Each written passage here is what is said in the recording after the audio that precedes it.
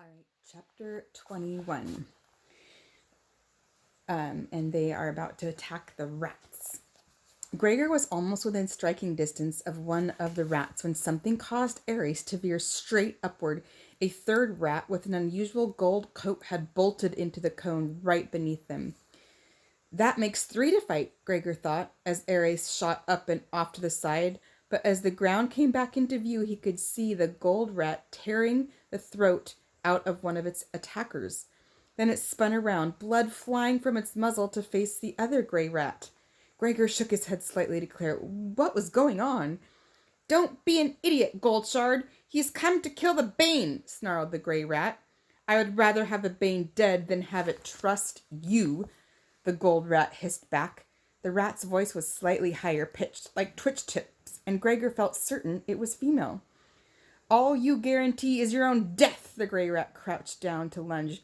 Someone will die, Snare. The question is who, said Goldshard. As Snare sprang toward her, she went into action. Gregor had never seen a full-scale rat fight before. Ripred had killed 2 rats in a tunnel en route to rescuing his dad, but they hadn't had time to fight back. Then the big scarred rat had taken on some of King Gorger's soldiers, but Gregor hadn't witnessed it because he was busy leaping to what he had thought would be his death. Now he had a bird's eye view. When Goldshard had killed the first time, she had the element of surprise on her side. This time her opponent was on the offensive. And Snare, who Gregor was pretty sure was male, was a lot bigger than she was. The combat was vicious. The rats attacked each other in violent bursts. They'd circle for a minute looking for an opening, then one of them would leap and there would be a blur of teeth and claws.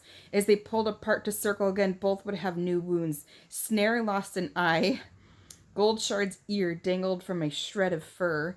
You could see the bone in Snare's shoulder. Goldshard's left front paw was snapped in two. Woo! Finally, the gold rat came in on her opponent's blind side and locked her fangs on his neck. In the final throes of death, Snare got his hind feet between their bodies and slashed open the length of Goldshard's belly. She lost her grip, staggered back, and collapsed. Her intestines spilled out onto the ground. The rats lay a few feet apart, eyes locked in hate, bodies helpless. With terrible gurgling sound, Snare suffocated on his own blood. Goldshard turned her gaze to Gregor. The look was pleading, and he was sure she wanted to say something to him. Don't, she whispered. But before she could finish, her eyes glazed over, and she stopped moving. What just happened? Gregor blurted out. I don't know, said Ares. Are they dead? Asked Gregor. Quite dead. All 3 of them, the bat replied. He coasted down to the ground, avoiding the pools of blood that were spreading out from the rats' bodies. Do you know who they are? Asked Gregor. Do you recognize their names? Goldshard? Snare? Not Goldshard, said Ares. I've heard of Snare. He was one of Gorger's generals. He was out fighting the war when Gorger fell. He must have joined with the Bane then. It would make sense. Whoever is close to the Bane would have much power when he becomes king, said Ares. Gregor hadn't spent much time thinking about the rat's political struggles, but now that he did, something seemed strange. So why hasn't the Bane become king yet? You'd think a rat as big and strong as he is would have taken over by now, said Gregor. What's he waiting for? Even the Bane must gather an army around him, said Ares. He has his own enemies among the rats. Ripred, for instance, he wants the Bane dead. That was true. Part of Ripred's plan for his own rise to power included killing the Bane. Snare had wanted to keep the Bane alive, so Goldshard was willing to let Gregor kill it rather than let it trust Snare. There was something else about Goldshard. The last look she'd given him, like she was begging him almost. What was it the rat had wanted to say to him? Don't, what? Hurt her? It was a little late for that.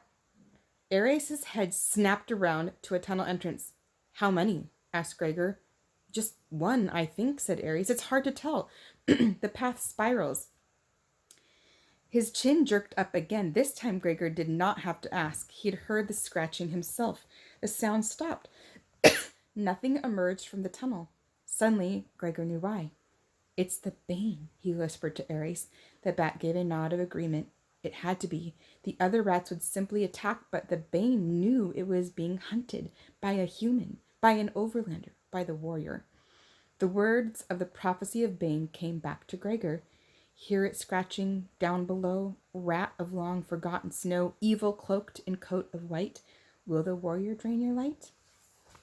Yes, he would. That was what the warrior had come to do. There was another faint scratch. It was in there, just a few feet away, waiting. The tunnel mouth was small, only about 5 feet high and 4 feet wide. There would be no flying in on Ares. The Bane must know that. It wanted to lure him alone. Okay then, he'd face it alone. Gregor slid the pack off his shoulder and onto the ground. He didn't want anything restricting his movements. He checked the switch on his flashlight. It was already on high beam. Gripping his sword, he began to move toward the tunnel. Ares' wing came over to stop him. You cannot fight him in there, Overlander. Well, he's not coming out, said Gregor. Wait then, said Ares. For what? Another bunch of rats to show up, said Gregor. Ares dropped his wing reluctantly. Look, I've got a feeling it was supposed to be this way anyway, like I was supposed to do it alone, said Gregor. But you be ready, because after I kill it, we've got to get out of here fast, okay? I will be ready, said Ares. He extended his claw, and Gregor grasped it with his hand. Then Gregor turned to the tunnel. In the dozen paces it took him to reach the opening, he could feel himself slipping into Rager mode. The heightened sense, the rush of adrenaline, the selective vision, every molecule in his body was preparing to kill. He moved swiftly inside and almost immediately encountered the spiral Ares had mentioned, another corkscrew-like path.